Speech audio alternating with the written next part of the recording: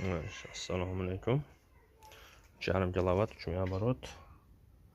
Pichoqlari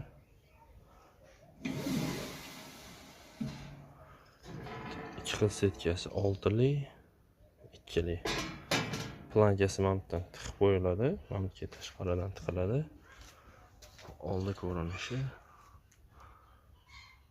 Hashaga shunday chiqariladi. Donli mahsulotga bu ikkita qo'yiladi. Motor yangi motor. 3,5 ga 3. Motor knopkasi bor mana. Motor qizsa o'tvoradi.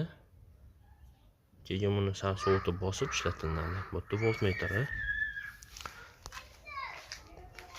Yana pichoqni tagiga rezinka qo'yilgan. Bu nimaga? Misol uchun rezinkasiz patchonniga 1 yil, 1,5 yil, 2 yil xizmat qilsa, rezinka bilan bir 3 yil, 4 yil bemalol xizmat qilib beradi. Chang kirishi nisbatan kam bo'ladi patchonniga rezinka qo'yilgani hisobiga. Setkasi hamki qo'yib qotiriladi. Universal tayyor drabelka.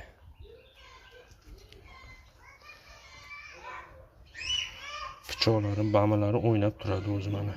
Qimirlab. Bu yog'i ham shunaqa mana. Buni qotgan.